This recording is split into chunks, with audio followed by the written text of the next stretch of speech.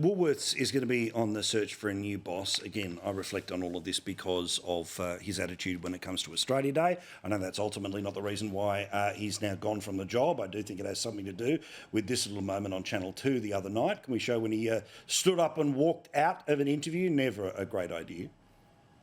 Sorry, the former head of the Competition Commission says his words are that retired, by the way.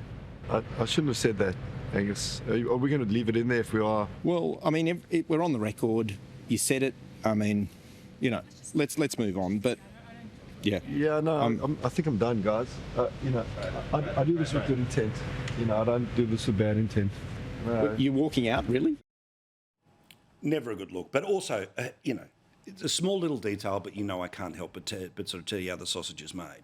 You notice how the questioning that was of the boss of Woolworths was about what the former Competition Commissioner Alan Fells had to say about price gouging by the supermarkets in terms of prices.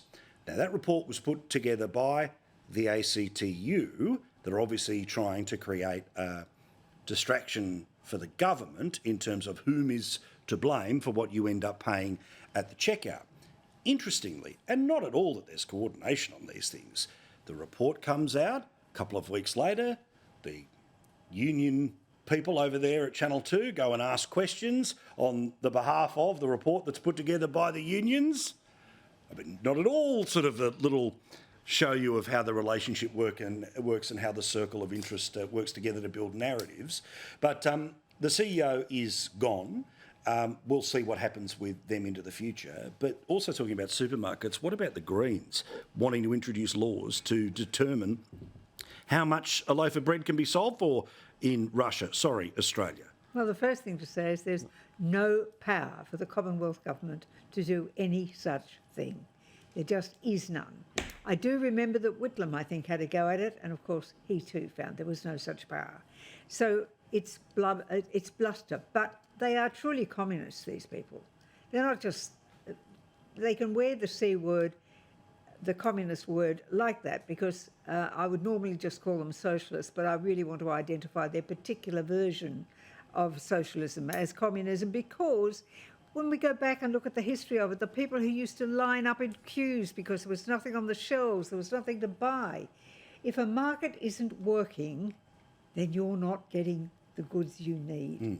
And these Greens, who pretend to be all about conservation and about the environment, are literally the worst possible person we can have in the parliament.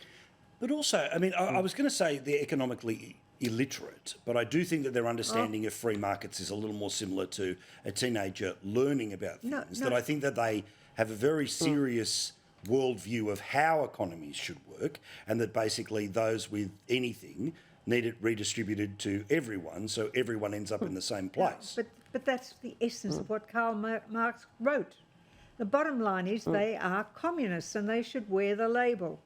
Well, I'm always interested about people who find the Greens too far to the right, so they end up voting for the Socialist Alliance or anything like that. So I'd love to see an economic debate between those two. But again, Holly, what played out when it comes to Woolworths, I think that not too many people have a great amount of sympathy, firstly because of, if you come from the left, the stuff that was shown on Four Corners on Monday night. If you come from, the centre, then it's the attitude towards Australia Day. But again, as I pointed out about the Greens, these lovely little slogans that everyone's going to sort of agree in the student share house, but look at their methodology, that they want a super profits tax based off turnover, not profit, turnover.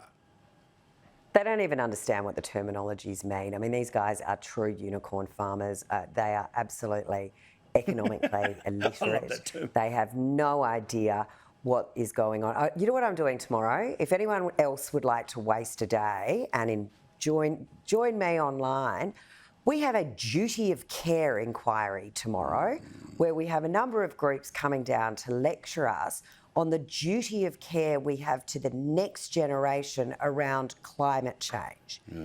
This is a Greens-led inquiry agreed to by Labor. Of course. And I have to spend a day listening to absolutely pathetic arguments, distraction, irrelevance. I mean, it's just lunacy. But this is what these people are about. If they want to talk about prices in the supermarket, let's have a look at the boost in energy prices for manufacturers and why goods are more expensive. What they're doing to farmers at the farm gate and how they're restricting what they can and can do on their own land and how that's then being packaged. Look at all the plastic around that, they don't seem to mind. Then we've also got all the supply channel issues. The trucks, they are putting so much more fuel excise and so many more price imposts onto transport to get from the farm gate or the manufacturing or the, to the supermarket is costing more and more and more money. All of the things they've done around getting rid of plastic bags that, now you've got to pay 25 cents for a paper bag. All of this costs money and add costs on everywhere else. So if Greens are serious about reducing food costs, they might want to have a look at supply chain costs and why they've gone up so much. But they wouldn't even know what those words meant. Well, and again, right, I mean, the people watching this show, they get it. I got lots of text messages from people in businesses, big, small and former people in both of those industries, talking about how important it is that people understand the devil that they are dealing with and the fact that 30% of younger voters are thinking about doing it. And I believe their vote goes up at the next election because of their focus on renting. And I think that there are people that are going to embrace an idea that's about better rights for tenants, but what actually comes with it is the capacity in a minority parliament to introduce a whole collection of things from death taxes all the way through to what we're talking about here. And all of that is going to be an absolute wrecking ball for Australia.